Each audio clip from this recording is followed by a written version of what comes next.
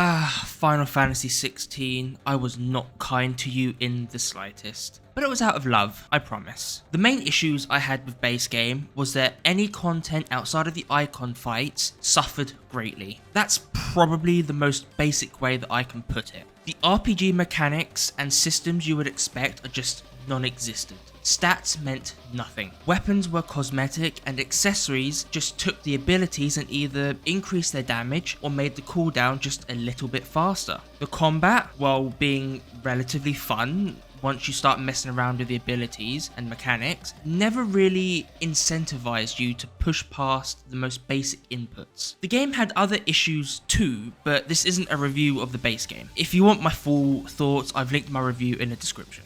In this video, I'm going to review Echoes of the Fallen and The Rising Tide separately. Spoilers, I have two wildly differing opinions on these DLC. So let's start with Echoes of the Fallen. This DLC was on the smaller scale and more condensed, if that makes sense. It's very linear, but that's a good thing. One of my biggest problems from the base game was that you were often forced to trudge through areas that are large and empty. This is very much a piece of content where you go arena to arena fighting mobs with the occasional boss in between. I don't think this design is perfect by any means, but it is nice that seemingly they listen to feedback of how drawn out things felt from the base game. It also makes me a little bit hopeful that CBU 3 have actually learned from the feedback of 16 and will be applying it to any future games it make. As you explore the tower, you'll find a small handful of chests that contain accessories. There's 4 of these in total. These are fine, really, nothing too special. Even though they're not amazing, it's still really nice that they made gear in the DLC do more than just increase an ability's damage or reduce cooldown. Now, the meat and bones of this DLC is the boss fights. There are mob fights too, don't get me wrong, but just like in the base game, there's nothing special about them. Most smaller enemies still just die in one ability use. The DLC has a total of 3 boss fights, and in my opinion, 2 of the 3 boss fights are hits, and 1 miss being Angra Mainyu. It's not a bad fight really, it's as mechanical as the other 2, but it's got a lot of ranged attacks, and I think melee type enemies are just far superior to fight. The other 2 though, Sigma and Omega, are without a doubt some of the best fights in the entire game. I played through the DLC on normal mode, and Sigma showed me the game over screen for the first time. It was great. I loved that it done that to me. Sigma and Omega were actually quite fun to learn. They're both very mechanical fights where you have to actually pay attention to what they were winding up, especially Omega. That's not to say that the base game bosses aren't like this, but Omega felt like a cut above the rest in this regard. I'm not going to talk about this too much because I think you should experience these bosses for yourself. One thing I enjoyed was that Jill and Joshua had an actual presence in this DLC. It's nothing too spectacular, but they exist. This is a nice change from the base game, where these characters are pretty much sidelined every opportunity they got. I think this DLC is really great. It had the vibe of a secret dungeon and a super boss being unlocked after beating the main story, which should be standard for Final Fantasy at this point. It really is a shame this became a DLC, because if this was in the game at launch on the disc, I think my opinion of the base game might have been a little bit higher.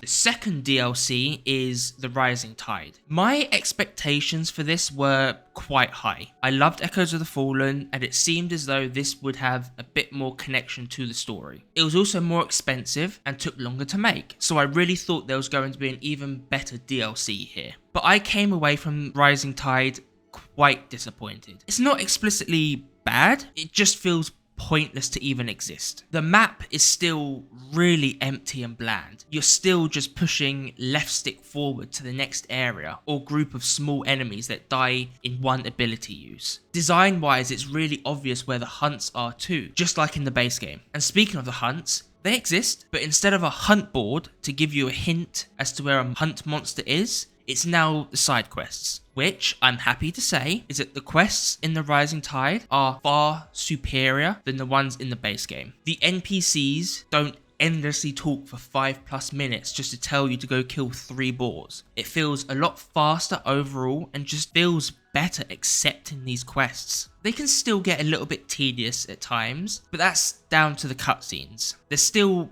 pretty bad, and most of the time it's just NPCs standing still in a circle talking to one another with the occasional emote thrown in. This really bugged me. And Echoes of the Fallen is the same here too. This isn't Rising Tide exclusive or anything, especially after recently playing 7 Rebirth, which, in my opinion, has some of the best character expression in modern gaming. I know these two games are very different in style, but it still feels so bad to watch a cutscene regardless of this. Let's take this scene as an example. I just defeated Sigma, and as we move on we have a conversation with Famiel's group. The camera just cuts to the character's face talking 90% of the time, and the characters behind the person talking just look like lifeless dolls. Also, while I'm talking about the cutscenes, something I noticed is that the lip sync is horrendous.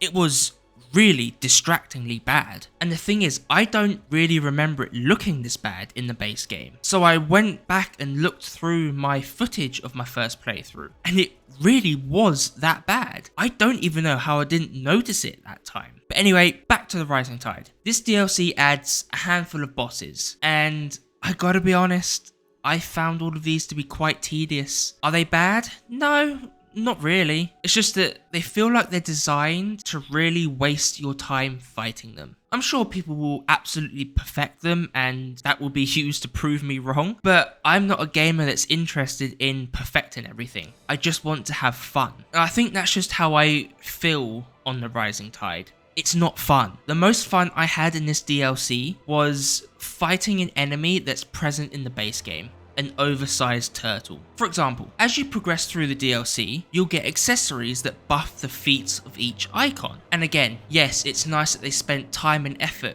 making accessories interesting and useful, but that's not the sole issue here. I still only have 3 accessory slots. Between Echoes of the Fallen and the Rising Tide, I've been given maybe 25 new accessories, some having some really interesting and playstyle enabling effects, but I'm so limited in what I can equip. Let's take those accessories that improve the feats. Why not just put them on the ability tree, but to get them, you need to mastery plus that ability or something, where you need to buy another level of the feat to get the effects. Or better yet, just make this a baseline change alongside the balance patch that they released with the DLC. Another example of this is the Leviathan fight itself. Everyone agrees that Odin/Barnabas fight was a very weak boss fight compared to the rest of the game, and I would put Leviathan in that same tier. It's just not really that impressive. It starts off with just a repeat of the Titan boss phase where you're falling through the ground, and once again you don't really have any agency over this fight, just waiting for the boss to attack and stand still so you can damage it for 3 seconds. Then after this phase, the real fight starts. Then from this point onwards, the boss just repeats the same attacks over and over and over again. Then in phase 2, it will sometimes throw out an attack that gives you like 15 seconds to move out of the way. But the worst part is, in between the 2 phases, there's a DPS check. Now, this game isn't new to DPS checks. I'm pretty sure every major boss in the base game has at least one. But this one is so beyond tedious and annoying, I would be quite surprised if they kept it as is and didn't patch it. You have to be absolutely perfect with your inputs and using your abilities off cooldown, or you just fail. The best way I can describe it, I think, is imagine you're playing Through the Fire and Flames in Guitar Hero on expert difficulty, but if you miss one note, you fail the entire song and need to restart. And the boss fight doesn't even have any cool QTEs or cutscenes throughout it. It's so generic and basic. After you finish the main quest of the Rising Tide, you unlock access to Kairos Gate, which is kind of like this game's Bloody Palace. It's 5 stages of mobbing, and then a boss every 5 stages until the 20th stage, which is the final stage. After each stage, you get 2 types of currency. One for getting permanent buffs that last for the entire run, and the second being a currency that allows you to buy buffs that last for a set amount of stages. The bosses are just the prime dominant fights from the base game. I can't really criticize this. I just wish the bosses done some new things instead of being 1-to-1. I think overall this is a cool mode. Just me personally, I don't really care to try and finish a mode where if you die, get set back to the start. If a full run was, I don't know, 30 minutes or so. Yeah, that's fine. But in my first attempt, it took me roughly 40 minutes to get through to stage 10, which is halfway. Lastly is the story, and I'm going to be straight up with you. This was the weakest part of the DLC easily. To start, I am not someone that expected or even wanted the ending to change or the story to change in general. But we know from the base game that Ultima wanted Clive to absorb all the icons to make himself a stronger vessel. So this DLC has Clive receiving Leviathan, the final icon, and he also gets Ultima powers as a little bit extra. And then on top of that, throughout the Rising Tide DLC, to me at least, it felt like the dialogue was kind of inviting me back to redo the final boss. And then if you go and redo the final boss, there's zero acknowledgement you even have Leviathan or Ultima powers. This makes the story of the DLC feel so disconnected in such a bad way. And Echoes is disconnected from the story too, but that doesn't have any big lore implications like Rising Tide does. But outside of that, the story just isn't good. It just strings along generic plot devices until you get to the end. It really feels like they wanted this to be a lot shorter and more of a boss rush type DLC, but couldn't justify the higher price with that alone.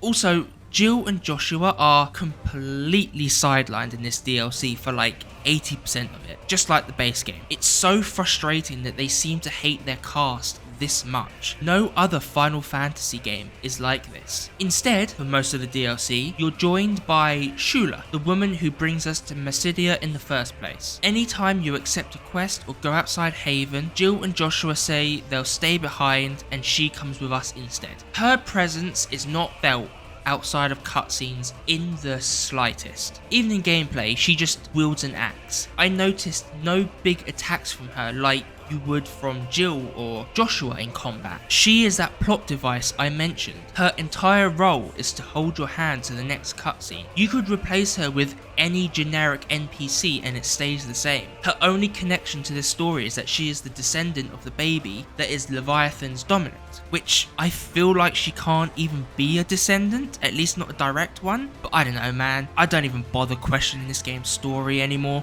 There's just nothing memorable here. Even in base game, despite not really liking the story, I can remember key story moments and just in general cool bits that happened during the story. As I write this, I'm clicking through my recording trying to remind myself what the hell even happened. With all that said, do I recommend these two DLCs? No. Absolutely not. I think Echoes of the Fallen is worth a play, at least, but with a base price of £8, just wait for a sale on that one. And the Rising Tide absolutely has zero value to the game. There is no price where I could recommend you buy it. Obviously, if it's free, give it a play, but I think that's unlikely.